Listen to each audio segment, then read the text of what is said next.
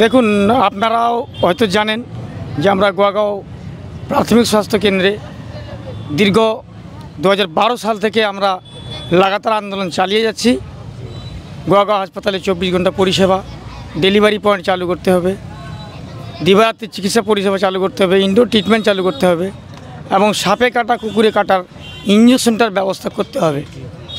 তার জন্য আমরা সিএমএইচকে ডেপুটেশন দিয়েছি, বিএমএইচকে ডেপুটেশন দিয়েছি, হাসপাতাল ঘেরাও করেছিলাম এবং রায়গঞ্জ ঘড়ি মোড়ে 36 ঘন্টা অনশন করেছিলাম। তার ফলে আমরা গত বিধানসভা ইলেকশনের মোটামুটি 2-4 মাস আগে এই গোয়াগাঁও হাসপাতালে 24 ঘন্টা পরিষেবা রোগী ভর্তির ব্যবস্থা পেয়েছিলাম এবং ডেলিভারি পয়েন্টও চালু হয়েছিল।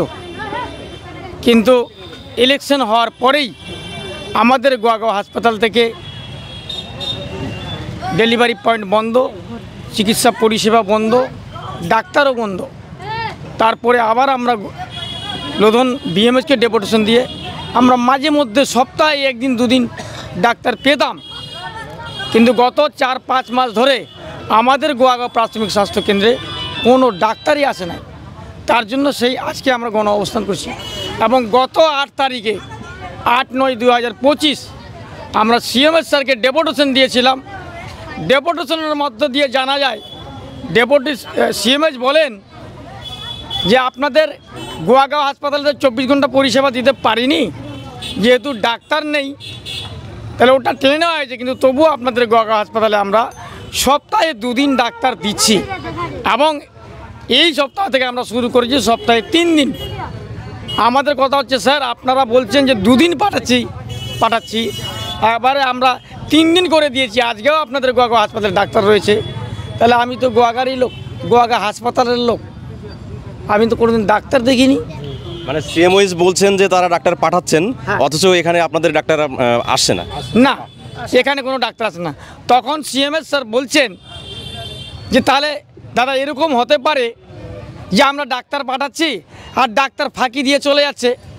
তবে আজকে তো আমি অন্য জায়গায় চলে যাচ্ছি, আমার মিটিং আছে, ডেপুটি সিএমএইচ সাহেব আছে, উনি বিএমএইচের সাথে ডাক্তারের সাথে কথা বলে আমরা এই সপ্তাহ থেকে না হলে আগামী সপ্তাহ থেকে আমরা গোয়াগাঁও হাসপাতালে ডাক্তারের ব্যবস্থা করব, কিন্তু 24 ঘন্টা পরিষেবা ডেলিভারি পয়েন্ট চালু করতে পারবো না, যেহেতু আমাদের কাছে ডাক্তার না। আপনাদের কি শুধু একটাই দাবি রয়েছে ডাক্তার নার্সের, নাকি অন্য কোনো দাবি রয়েছে? না, আমাদের দাবি রয়েছে গোয়াগাঁও হাসপাতালে রোগী ভর্তির ব্যবস্থা করতে হবে, 1।